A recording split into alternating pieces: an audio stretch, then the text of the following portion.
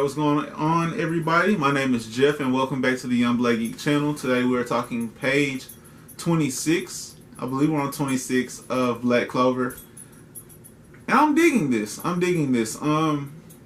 want to start by saying that there was actually a large portion of this chapter that I didn't really care for. And it was Yuki's page full spreads of everyone's strongest attacks that they were currently using.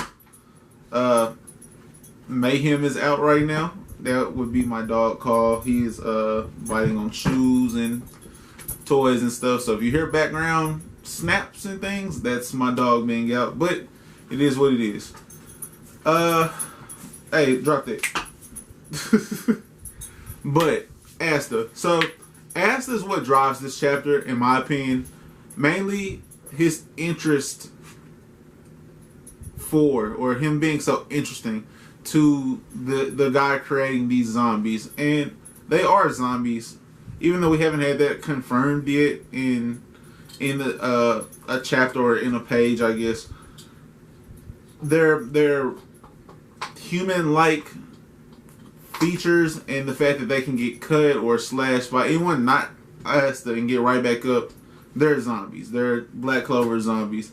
But what makes them, they're created using mana, and because Asta negates magic, like one cut with his sword and they're done. So he's mowing them down, which is only building his legend. But the guy knows about him already. He knows that there's this anti-magic kid out there, and it's Asta. And he at first is like, it's a kid from the Black Bulls, like a young kid from the worst Magic Knight squads who they sent to stop me. Kind of seemed like where he was going with that spiel, until he kind of watched Asta and saw Asta get down. And I did like watching Nozelle's arrival on the scene as well. I thought that Nozelle arriving and seeing how the people view him, seeing how the general populace views the Magic Knights, as well as then how they view the captains, and then the high-ranking squads captains, like seeing that hierarchy of people, I guess is the best way to put it. Seeing that put into place and watching Asta and then watching Nozelle. I don't know. It's just, you can see the clear-cut differences when they arrive on the scene, where like he's going there to save this one little girl, and while he is encountering the main problem, Nozelle pulls up where a lot of civilians are. And they're all like, oh my gosh, it's Nozelle, we're saved. Like, the Magic Knights are here, and the Silver Eagles captain is here. And he does have like some very strong attacks. When I was reading this though, and I saw that everyone's using their creation magic, heavenly earth goddess, raging earth goddess, or whatever, I was just like, wow. I could see this being very cool to a lot of people. But for how I read manga, how I interpret manga, it was just overdone for me. And it's not that it's a negative for Tabata's writing style, or that was a bad part of the chapter. It's just that didn't drive me to be excited about this.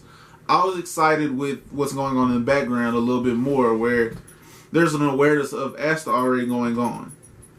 And yes, like these accomplished Magic Knights are pulling out strong attacks, and that's cool. And we see the younger Silvers. I want to say it's solid. I thought that was solid. They had the water serpent. That looked pretty cool. The slashing water snake or serpent or whatever that cut the zombies' bodies in half. That was cool. That was cool for sure. And I think there was like a Hellflame fire attack that also was pretty cool that I liked. Those both were early on. But leading into this next chapter, where there's a setup, there's an established setup where we've got to find out some more about who this zombie guy is, and why this zombie that is number 4, I believe he called it, number 4, Jimmy. Why it has both the Pegasus eyes, and I haven't figured. We really don't know anything about him. That's my major concern. You coming up here? Come on. Or not. That's cool too.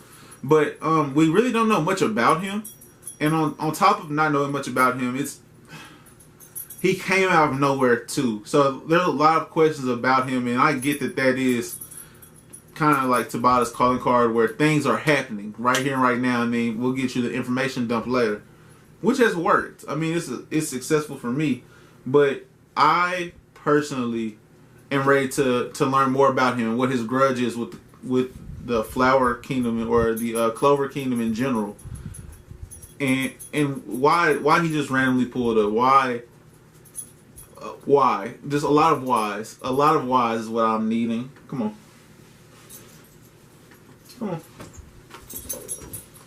A lot of whys is what I'm needing, and so that is what I'm looking forward to. That's definitely what I'm looking forward to, is the whys, and seeing how this ties into like a larger story, because no author introduces throwaway villains. Like, it's either a progression chapter or a villain or storyline to progress your main character, or it ties into something that's going to happen way later.